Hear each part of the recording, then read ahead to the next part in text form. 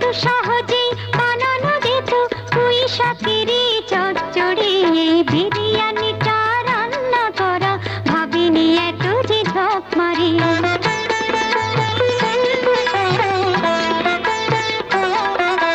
বাসমতি চাল ভাজতে হবে, লাগলো